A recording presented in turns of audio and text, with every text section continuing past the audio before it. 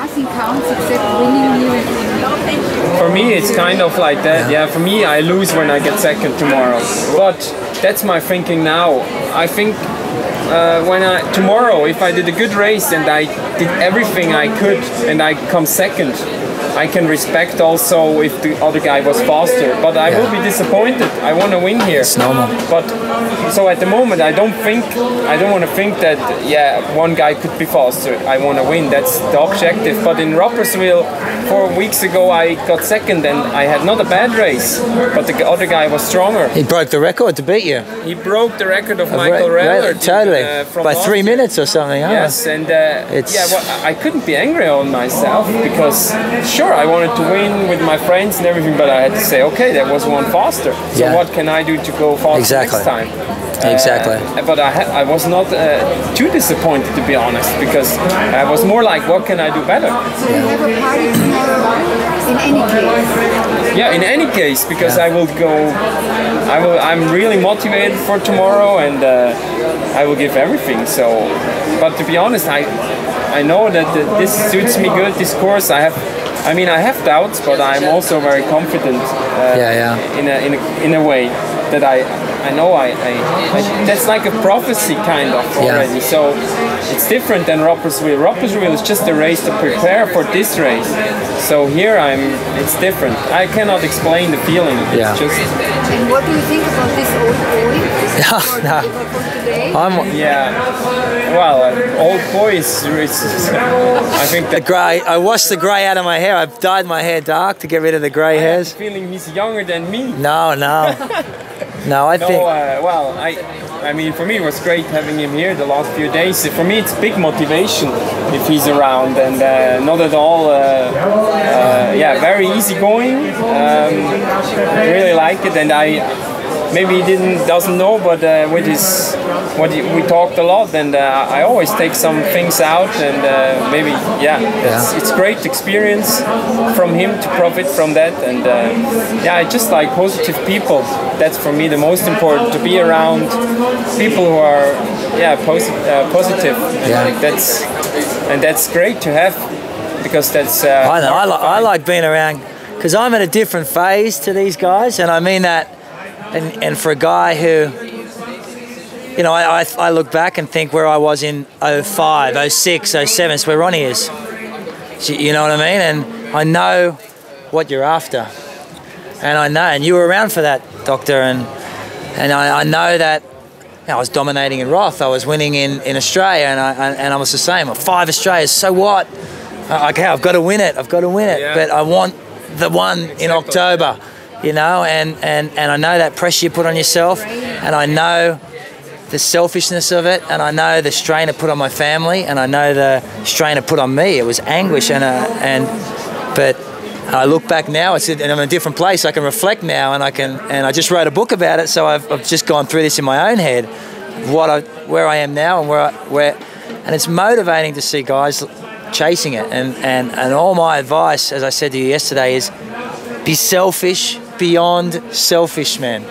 If it's what you want, beyond selfish, like you have to be, because they can crown only one a year, mate. And there's a lot of good guys that want it, and you have got the engine to do it, but so have 10 other guys, and it's the one who is the most selfish and the one who is the most committed and all-encompassing will win it. And for me, I was forced in that position through fear of never achieving, and through expectation of sponsors who had backed me as the next big thing, through my own fear of this is not going to happen. It's not going to happen. I'd been 5 years in. I didn't even have a fourth. I had nothing.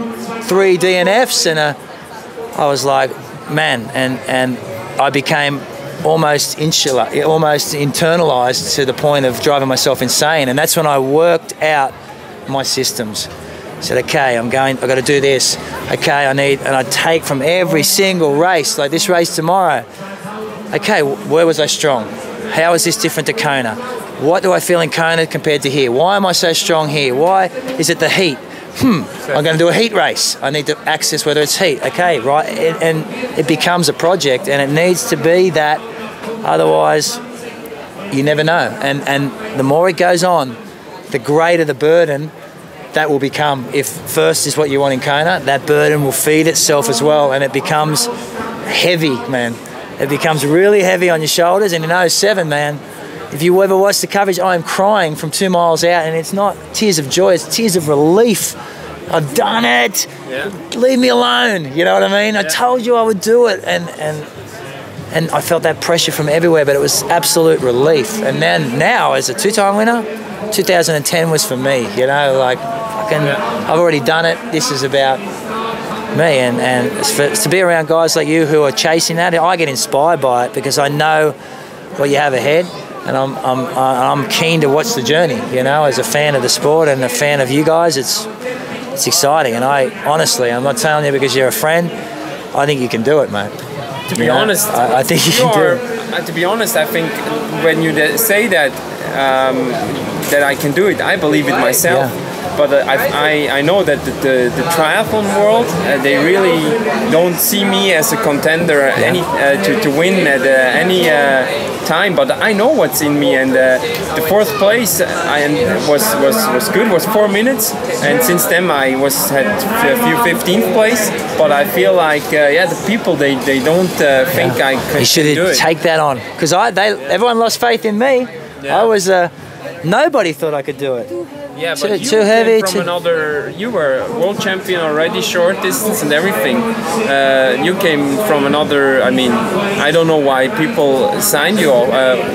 Because I was always the most vocal. But short distance and Ironman is a different sport, completely different. And I had that initiation of fire when I went to Kona, and I got served up because I expected to walk into Kona and win. Because I watched the race and I was like, all these guys are here now. It's funny being back on the ITU and hear them talk about how slow we are and how I'm like, well, mate, come. There's nothing stopping you. It's a different sport, and I realised that ITU you race boys, Ironman you race men, mate. Men, dude. There's a big difference. They're boys. You don't know how to suffer. You don't know how to endure. You don't know how to regroup. Things go wrong. You race next week. That's your attitude in short course. In Ironman, you put 15 weeks of preparation. You build pressure and a cocoon of pressure around yourself that you never deal with in an ITU event. And so it's different. But I understand people not believing you can do it because I was too big. I sweat too much. I win everything and fail in Kona. Do it again, fail in Kona. So I had my sponsors going, hey, man. I had my wife thinking, oh, maybe you're not suited for this. Everybody I felt wasn't with me. Yeah, but you were already like short. But even if it's, I mean, if you see the runners, the 10K runners, they are great. Haile is a great 42K runner. So you already proved you can be really, really fast on the short. So it was just a matter of time for me. Yeah, but I think you're seeing that now as through history because that's what happened. Yeah. But at the time when I was living it, that nobody backed me. Yeah. Nobody believed it could happen again. And so much to some degree last year. I don't think many people thought 4th. It was amazing how quickly I was retired by the sport. 1st, mechanical, 4th, finished. Yeah. You know, like that's boom. And that's the pressure that I think that's the grunt that you take, the fact that you don't think I can do it. Fine. Your stupidity, and you take that and you got to feed yourself with all these things that give you that mongrel, mate, that selfish fucking drive to win Kona. Because I'm telling you, mate, you've been there, you've suffered there, but to win it, you're going to have to take a chance. You're going to have to make a decision at some point in the race, and you're going to have to back that decision, and you're going to have to back that anguish. And that's the mongrel that you pull out when that decision has been made. This is my run for the title. That's what you're feeding yourself with. You didn't think I could win it. You think I'm too big.